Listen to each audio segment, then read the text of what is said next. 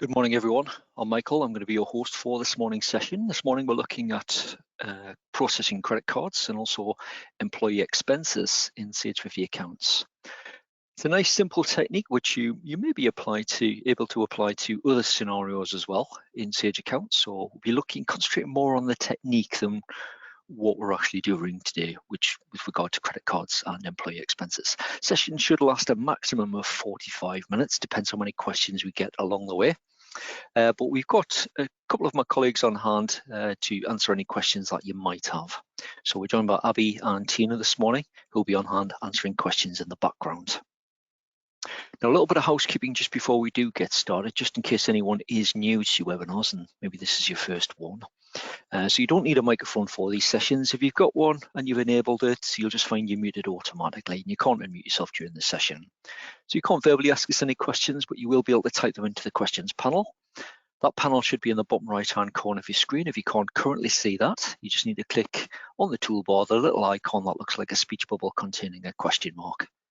You'll then have that. So that's your way of engaging with us today. Any questions or comments, pop them in there.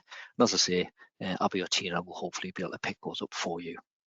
If anyone wants to download a copy of today's slides, if you just click on the link for the handouts, and then you will have that available. We make that available to you afterwards as well. So around about an hour after we finish the webinar today, you'll receive a follow-up email. That will include a number of links. One will be to a post on Sage City where you'll be able to watch a recording of today's session. You'll be able to view common questions and answers from the session as well. Won't necessarily be all of the questions and answers as we filter them out a little bit, but the common ones will be covered. And also you'll also be able to download a copy of the slides if you haven't already. So watch out for that one. It will also include links so that you can register for future webinars and also so you can watch recordings if you've missed any and you just want to play catch up. Loads of sessions to watch. Right, let's have a look at what we're going to be covering. So quite a short agenda for today's session. So a little bit of background and introduction to processing credit cards and employee expenses. We're then going to run through a series of demonstrations. So adding a bank record, what does that look like? Dealing with credit cards, just so we'll try and ingrain that process a little bit, and also looking at how it works from an employee expenses side of things as well.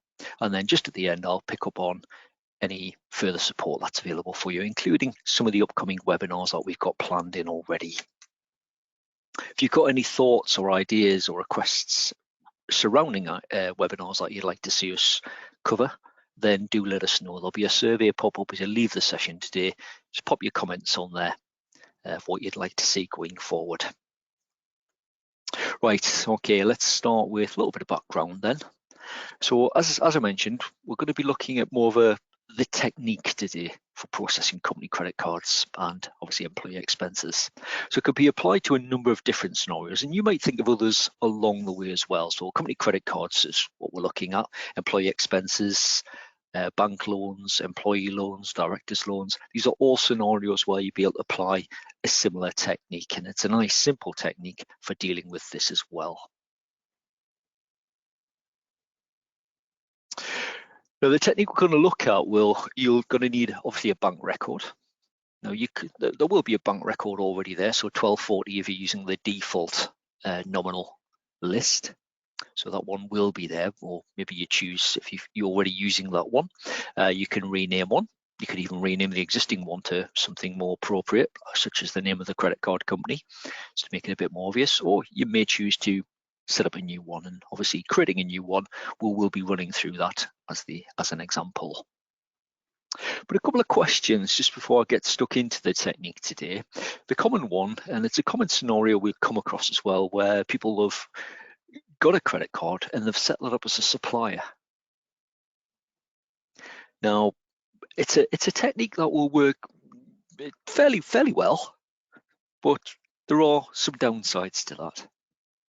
So if you were to set up a supplier account and you see people when they incur an expense, they pop an invoice against it, and that would build up an outstanding balance indicating that obviously the supplier represents the credit card company, and it would indicate that's what you owe the supplier. And when you come to pay off the balance, whether that's in full or in part, you would post a supplier payment to pay off X amount of the balance.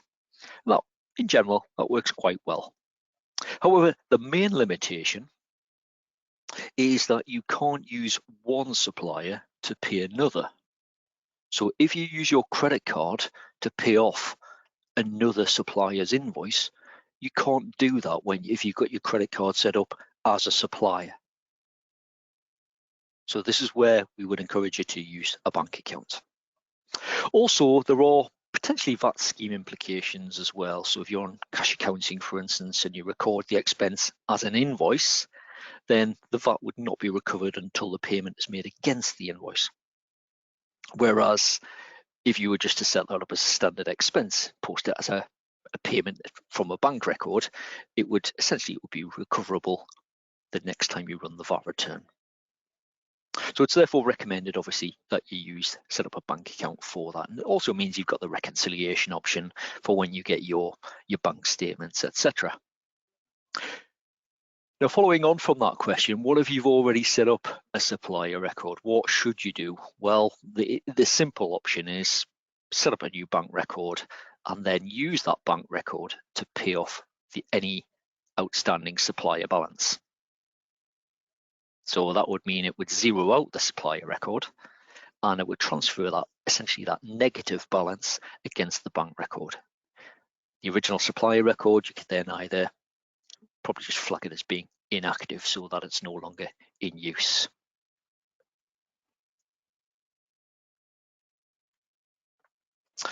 Right, okay. Let's get stuck into some demonstrations. So 3 demonstrations that I'm going to cover with you today. First of all, creating a bank record. So we'll have a look at what that looks like.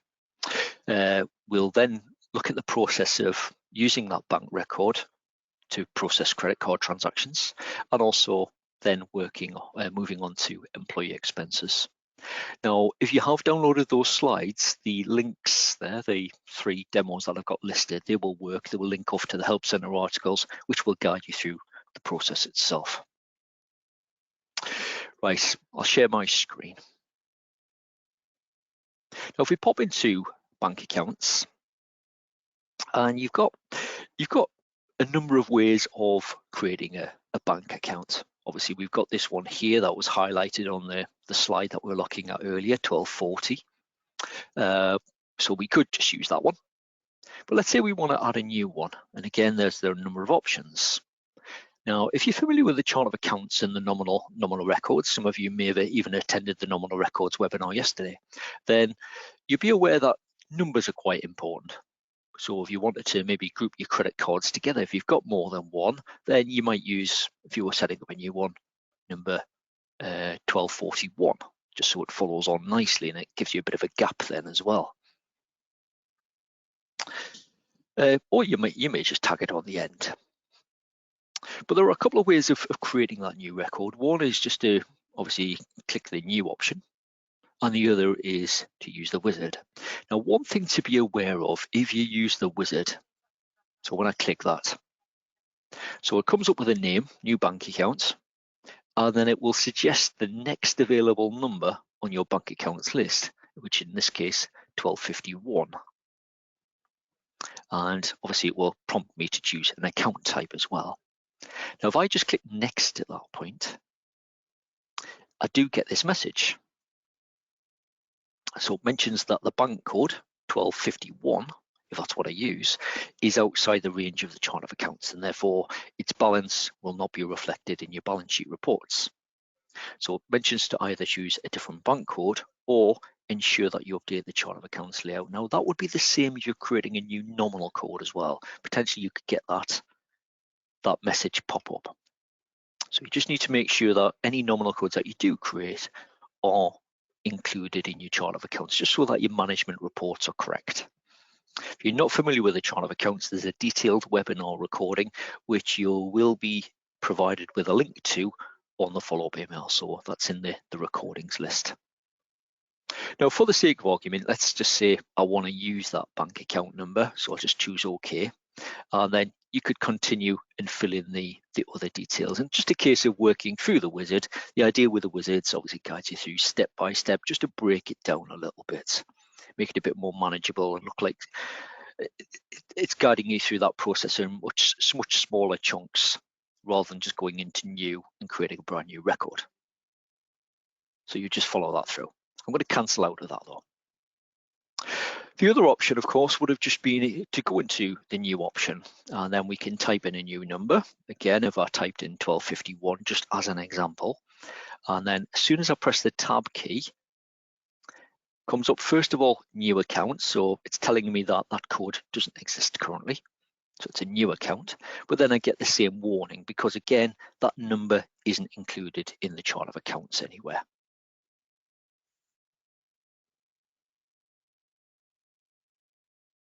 So anyway, I'll just OK that, and I'm going to call this, I'm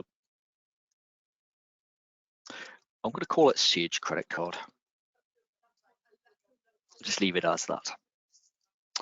Now, one thing to be aware of at this stage, so we've given it a number, we've given it a name, and the other thing maybe to consider is this option here, the account type. Now, it will default to check account. It gives you three options: check account, cash account, and credit card account. Some of you might be familiar with this already, but it defaults to check account.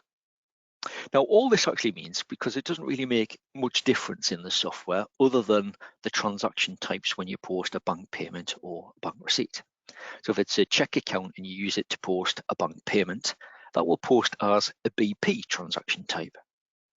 If you flag the record as a cash account and use the bank payment option, it would post it as a CP.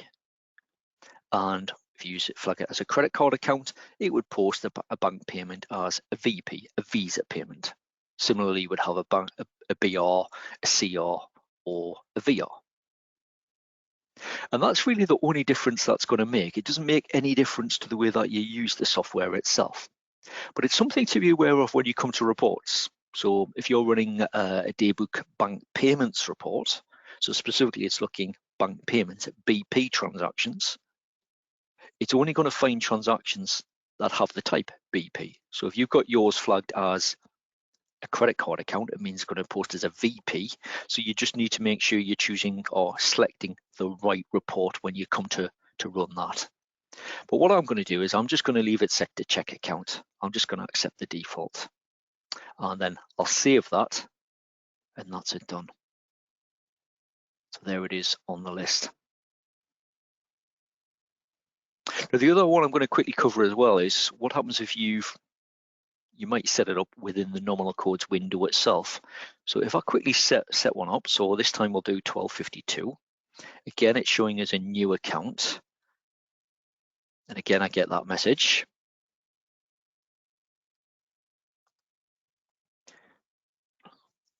I'll see if I can type correctly today. So we'll call it Sage Credit Card 2, and we'll just save that one, close out. But if we go into our bank accounts list at this stage, you'll see 1252 isn't there. Now, if you've done that, you've set that up already, and you want to transfer that across to make it a bank account, what we can do, as long as there's no activity on it, we just click into new, we type in that number, 1252, and when we press the tab key, we'll get this message saying a nominal account with this reference already exists. Do you wish to convert it to a bank account? Now, because there's no activity on that bank account, I'm not just talking about a zero balance, I'm talking about no activity. So we haven't used that account yet. It means that I can convert it. So if I click yes,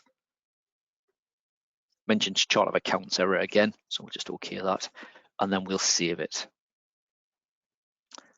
And it's then on that list. So again, nice and easy.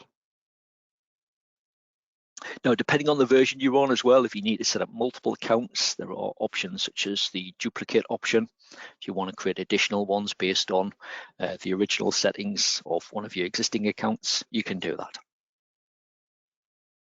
So that's setting up your bank record. Again, keep your questions coming. I can see they're being picked up as we work through there. So hopefully you're getting an answer to your questions. If anyone joined late as well and you're wondering about the questions, you just need to click that little icon on your toolbar, the one that looks like the speech bubble containing the question mark. Give it a click. You'll see a box in the bottom right-hand corner, and you can start typing your questions at that point. So that's the basics of setting up a bank record. It's all about getting the number right. Now, when I say getting the number right, again, it comes back to the chart of accounts. So if I wanted to group this account and these two together in my balance sheet, I can't do that because I've got one in the middle of that.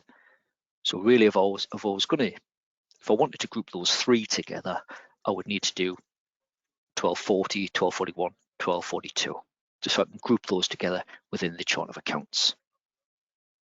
Anyway, that's the basics of setting up a bank record. Next, we're going to start using those. So we're going to start looking, first of all, the sort of process of entering credit card transactions. So let's say we want to record an expense. So we can select our account in advance if we want to, and then we're just going to, let's say we bought some fuel for the car, and we want to record that as against the credit card. So what we'll do is we'll just do bank payment. We haven't been invoiced for that one, so we'll just do straightforward bank payment. Make sure you've got the right bank selected, got the date in there, pop a reference in there. Now, reference, obviously, it's up to you what you record. You might, as you get receipts, you might write some sort of code on there, and you might record that in the reference field. So for instance, I might do, let's say 2023-03, and then I might put some sort of number that I write on the receipt itself, just so I've got that cross-reference.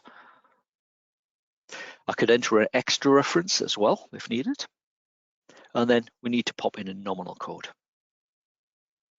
I'm going to quickly show you one of the benefits of version 29 at this stage as well. If you've not got version 29, don't worry about it.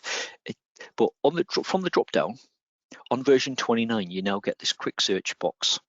So rather than you scrolling up and down if you don't know the number, you're not sure which one it is, what you could type is the likes of a word in there, click search, and it will narrow that list down so you can get at them a little bit quicker if you don't know the numbers or you don't want to scroll up and down. So I'll just select the relevant nominal code, so 7300. I'll ignore that, let's just maximize that as well. I'll ignore the department and the project reference and therefore the cost code.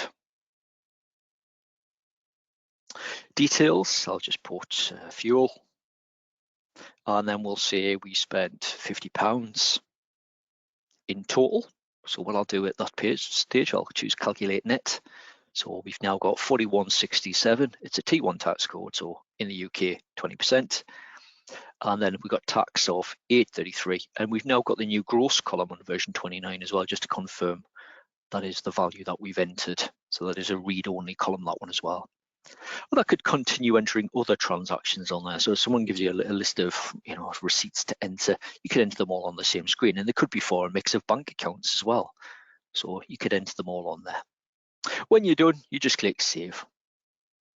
Now that records the expense in your accounts, and as I say, the big benefit of that, depending on your VAT scheme as well, is that would now apply to your accounts, and if you run a VAT return and it picks up that transaction, it would recover the VAT for you essentially. If you've gone down the supplier route and you've just entered that as a purchase invoice, you run your VAT return, let's say you're on cash accounting, that invoice wouldn't be applicable to your, it wouldn't be picked up on your VAT return. It wouldn't be until you pay off that invoice. That's when it would then recover that amount for you. So anyway, we can see the Sage credit card that we've just used there has now got a balance of -50, indicating that's the outstanding balance with the credit card company at this stage. Let's say we want to pay off one of our suppliers as well at this stage. So we want to pay a supplier invoice using our credit card. So we'll choose the payments, supplier payment. Make sure we've got the right bank account selected, so our credit card in this case. And I've chosen the right one. That's got an outstanding balance. So we can see we've got an outstanding invoice on this account. It's £90 outstanding. We're going to pay that one in full. Just before we do that though, we'll just make sure we got the right date in there. Again, reference. You might have one, you might not. Let's just say we've done an online payment using our credit card. Again, you get the option to enter an extra reference. You can pop the amount in. That's something that's optional to key it in at that stage. You don't have to. I'm just going to click down to the payment column, and then I could either press F3, click the option at the top to pay it in full, or I could type in the amount that I'm actually paying off of that invoice. So I'll just click pay in full. You'll see that the amount automatically calculates for me as well. And that's all I would need to do. Just save that transaction, and that's it done. So close out. We can now see we've got, against that Sage credit card account, we've got minus 140. And those expenses and payments, etc., have been recorded in our accounts. So this would indicate this is what we owe the credit card company at this stage. So nice and easy to record your expenses, just a case of repeating that, and obviously that negative balance would just continue to accumulate. Now, when you get to the end of your period, or you receive let's say you receive your credit card bill, or maybe use online banking to access that, obviously there's going to be some interest or charges. Now, if you are based in the UK, interest and charges, or finance charges in the UK, they're classed as being VAT exempt. So you would normally use a T2 tax code for these. Now, to record those against this account, nice and easy, we would just choose the bank payment option again. So bank payment. Again, make sure you've got the right account selected. I'll just use today's date again. Reference, I'll just put charges. Nominal code. So by default, they're in the 7900 range. So we're going to call, just say it's bank charges. And then we'll ignore the department. Again, the project options. We'll just call it charges in the details. And we'll say we've incurred expenses of £25. And because if you're in the UK, it's based as being VAT exempt, by default, you would use T2. Now, if you've used T0 before, or possibly even T9, T0, not a worry, it would still be picked up on your VAT return in exactly the same way. It's just really for classification normally that you would choose T2, just in case you needed a list of exempt transactions as opposed to 0 rated, but it would impact on the VAT return in exactly the same way. If you've used T9, it would mean that the likes of your charges, T9 is for transactions not involving VAT. So it would mean it's not picked up on your VAT return whatsoever. So if that's the case, probably your accountant or HMRC is the best people to speak to about what the best course of action should be in that instance. So anyway, we've got our details of the charges. I'm just going to click save, close out, and again, we've now got that increased balance. So again, nice and straightforward.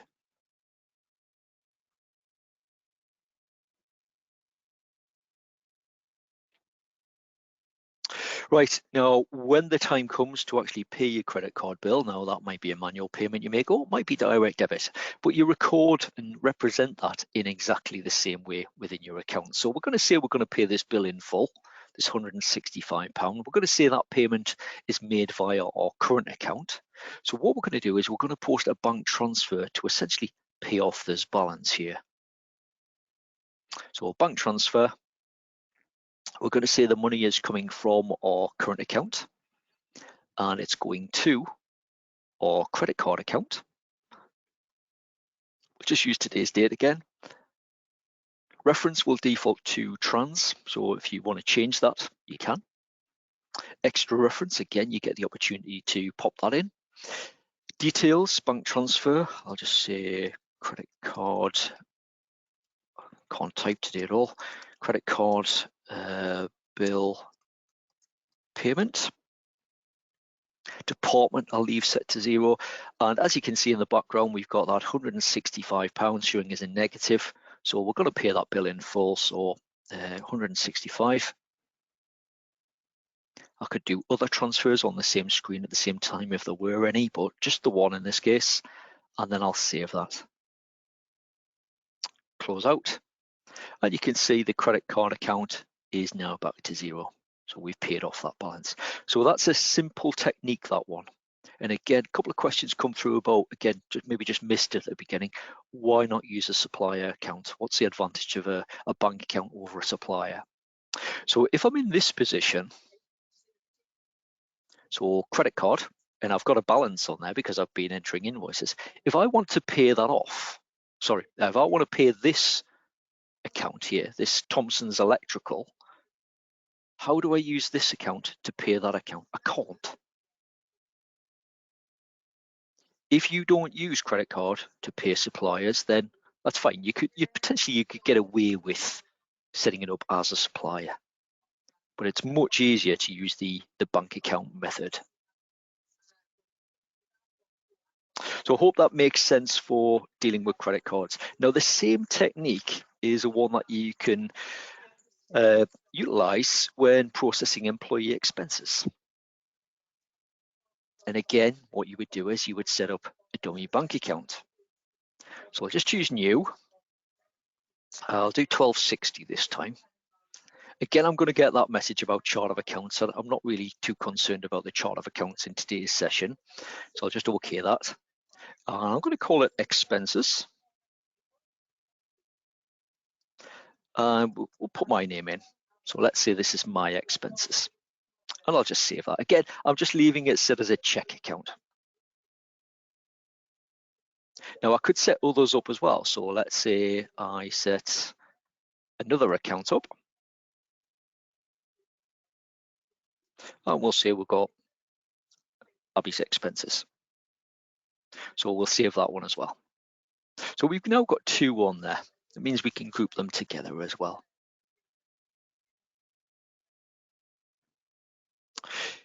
Right, now to record an expense, it's pretty much the same. So let's say I pay out of my own pocket, and then that's just reimbursed to me at some point. That technique is then no different from a company perspective to dealing with a credit card, other than you're not going to be charged interest. So I highlight the account. Let's say I incur some expenses. So again, I'll just do it as a standard payment. Make sure you've got the right account selected, date, reference. Again, you might put the person's initials in there, for instance, who's incurred the expense. I'll put another, that's not what I want. We'll say I've popped some fuel in my company car and I paid it out of my own pocket. And we'll just say that was £45, so we're putting about a quarter of a tank in still. And again, we're saying this is the full amount that I've paid, so we'll do calculate net. So I've got £45 in total, and I could continue recording other expenses at the same time if required. I'll just save that. Now, when the time comes to reimburse that amount to me, whether that's paid from, say, petty cash, or maybe we do it via a bank transfer direct from our current account, it's pretty much the same as what we looked at for paying your credit card. You would use the bank transfer option. We'll say the money's coming out of the current account and it's going back to this expenses to essentially reimburse myself with that money that I've paid out of my own pocket. Fill in the details, fill in the amount that you're essentially transferring, save it, and that's it done. And again, that account is back to zero. Now you may be in the other scenario as well, where let's say someone's going away on a business trip and you give them a bit of cash up front.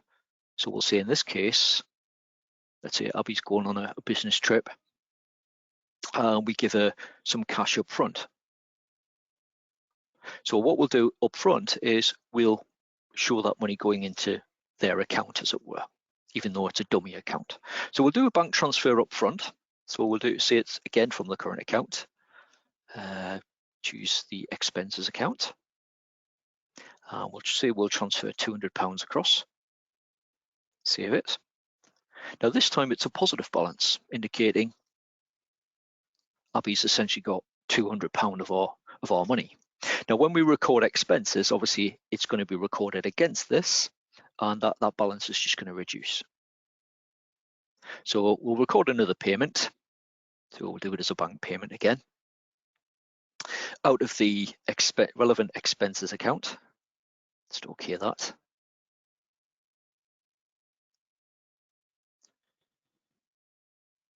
Nominal code, again, if you're on version 29, it's one of the great new feature in version 29, this one, on the drop downs. So we'll just put, what should we select? We'll just call it travel expenses. And we'll say that was, let's say that was £120 plus VAT. So £144 in total.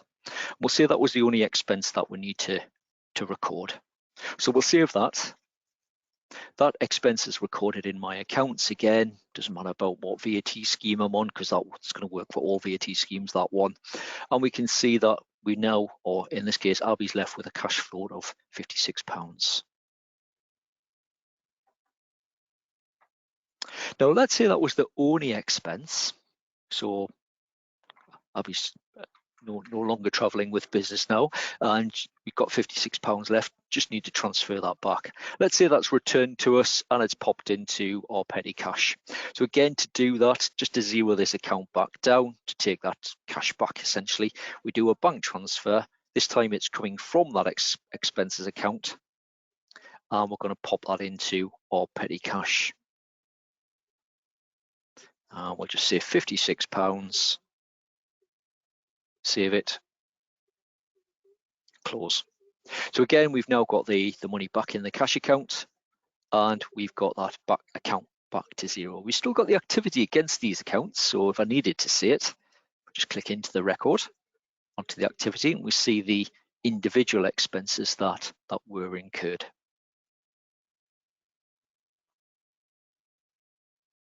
So Christina, you're just mentioning there, how many employees could you set up like this? There's really no restriction on that one, Christina. It's just a case of giving it make sure you're using a unique number. So again, make sure you've got some spaces. So if you're thinking, right, well, actually, why don't I use 1221? So if you've got more than 10, before you know it, you're gonna encroach on the next number. So which is why I've put them on the end. Just means I've got loads. I can really add as many as I want then. So think about maybe your reporting, if anything. Will you be wanting to group these expenses together on your balance sheet when they've got outstanding balances, positive or negative? If they do, make sure that they're grouped together so they're consecutive on the list. And then you can adjust your chart of accounts accordingly. Erica, you mentioned there, can you use a supplier account for expenses? So you're in the same position as earlier. So if you set up a supplier account, so let's say I create a new one, and I'll just put my name in there. I'll put my initials in. I'll call it expenses Michael.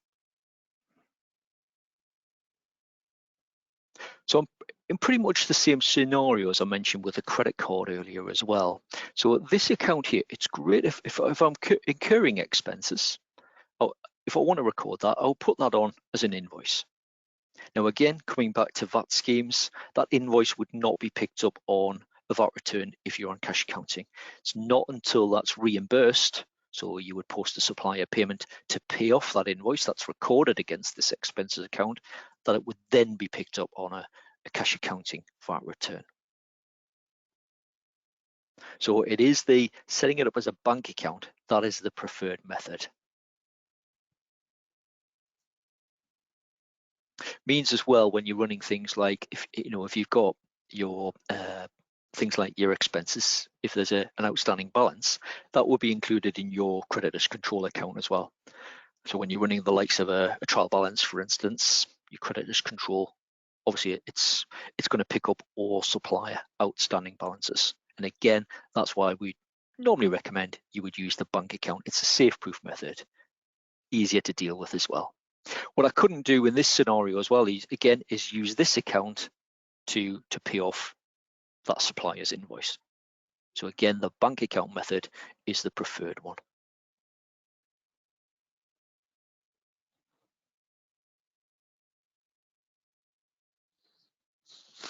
Suzanne, you mentioned there as well about how would you deal with transactions on a debit card rather than a company card. So it's pretty much the same. So again, you would have it set up. So if that's, let's say I'm using a personal bank account, I'm using my personal debit card to pay for an expense on behalf of the company. To record that in the company's accounts, again, I would just use this account. I would record the expense. That's recorded in the company's accounts correctly then. But then this account would show with a negative balance, indicating the company owes me that money, needs to be reimbursed at some point. So again, following that technique.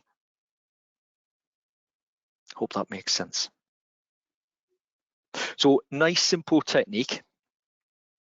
Again, if anyone has set up the likes of a supplier, for instance, as a credit card, maybe you've already transferred a balance or entered some transactions against it. If you wanted to then now employ that sort of bank account technique, because it is the easier one, then all you would need to do, if it's got a balance, set up your new bank account or your credit card.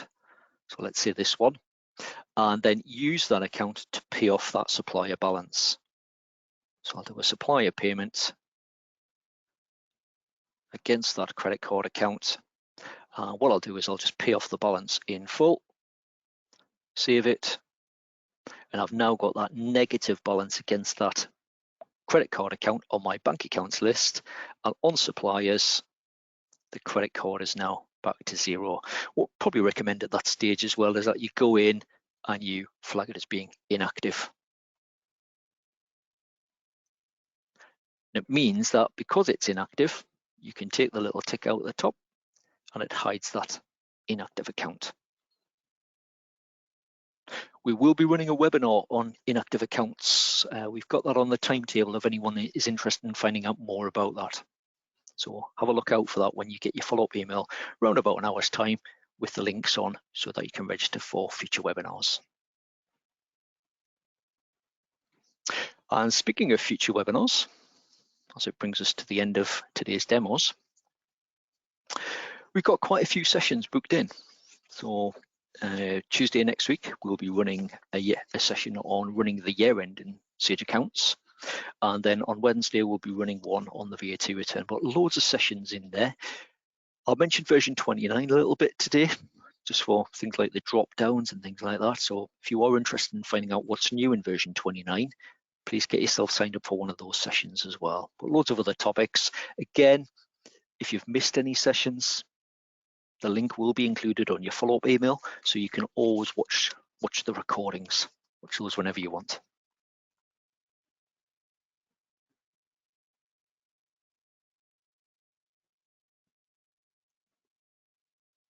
Right, now that brings us to the end of the demo. So I'm going to quickly thank you for your time. Appreciate you coming along. I hope you've enjoyed it and you found it useful. Maybe giving you a little bit of food for thought as to how you can make your maybe make some of your processes just that little bit easier to manage. Follow-up email will be with you in around about an hour's time, but there will be a little survey pop up as you leave today's session. So it'll probably take you about a minute to complete that. So if you've got any thoughts, ideas, suggestions for future webinars that you'd like to share with us, if you can take a minute to just pop those comments on the survey, it'd be greatly appreciated. We are just going to hang around for just another minute or two, just to see if any additional questions do come through though.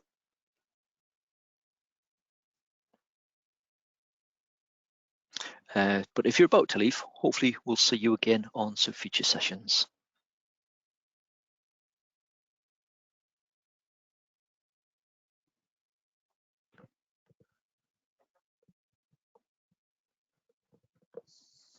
So Catherine, I just want to go back to Catherine's question. So Catherine was just asking about setting up a bank account for a director's current account and setting that up, so where a director may sometimes pay for goods themselves, and you may or may not to. It may involve supplier invoices, etc. So what we've looked at today, Catherine, it's that exact same process. So setting up a bank record with, I've just called it expenses, Michael, for instance, you would do exactly the same thing, just given an appropriate name. That's all you would need to do. The technique for processing transactions, though, is then exactly the same.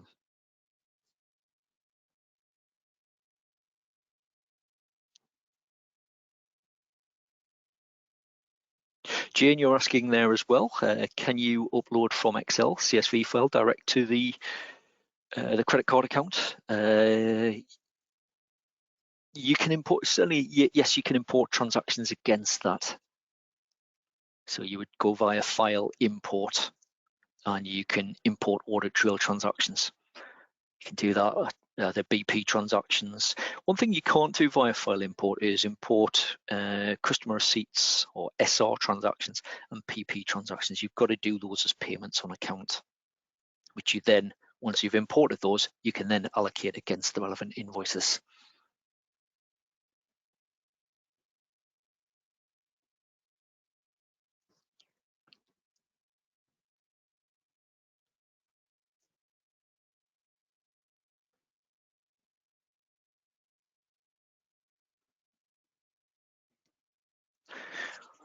Okay, so I think that's the only other question we had there. So we'll end. I think we'll end this session at that point. If you do think of anything else, then please do check out the information in the Help Centre. Mark your question about intra-company payments. You will find information in the Help Centre on that one. So normally in that scenario, what you would probably do is set up if you've got two companies on Sage, you would set up a bank account in each of the companies, just call it intra-company transfer, that type of thing. And then in one company, you would post, let's say, a bank transfer from, say, your current account to that one. And then in your other company, using probably the same number, in case you consolidate those accounts, you would post the appropriate transaction.